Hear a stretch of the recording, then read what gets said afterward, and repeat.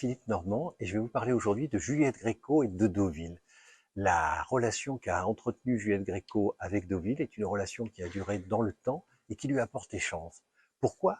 Parce que Juliette Gréco, elle décide de devenir chanteuse en 1949.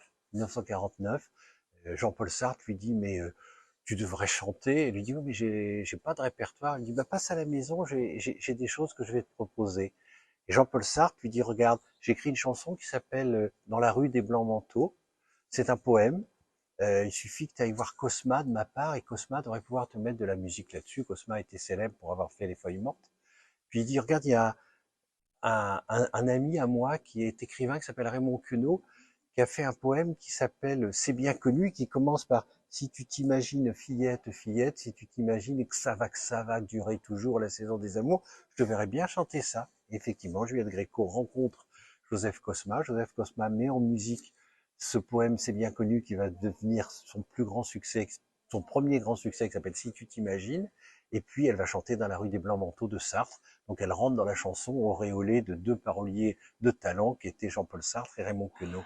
Mais il lui manque un succès populaire. Et ce succès populaire, elle va le rencontrer en 1951.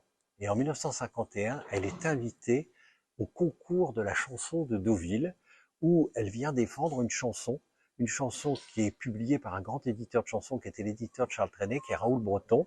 Et cette chanson, elle est écrite par un inconnu qui s'appelle Charles Aznavour, et une autre inconnue qui s'appelle Florence Véran. Et la chanson s'appelle Je hais les dimanches. Cette chanson, au départ, Aznavour l'avait proposée à Piaf. Piaf n'en avait pas voulu. Donc Aznavour, très tranquille, la propose à cette jeune femme qui vient défendre les couleurs à Deauville. Et contre toute attente, cette chanson remporte le Grand Prix de la chanson de Deauville. Donc en 51, Juliette Gréco est promue lauréate du Grand Prix de la chanson de Deauville, qui avait un grand retentissement à l'époque. Sa carrière est lancée.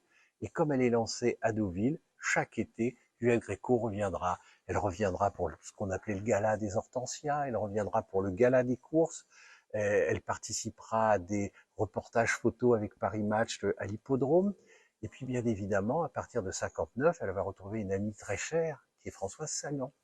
Et l'amitié entre Juliette Gréco et Françoise Sagan, qui a été une amitié amoureuse, on le sait désormais, a eu aussi Deauville-pour-Cadre, puisque c'est en se rendant souvent l'été chez Françoise Sagan aux portes d'Ecmoville, dans son manoir d'Ecmoville, que Juliette Gréco aussi en profitait pour chanter et donner des galas à Deauville.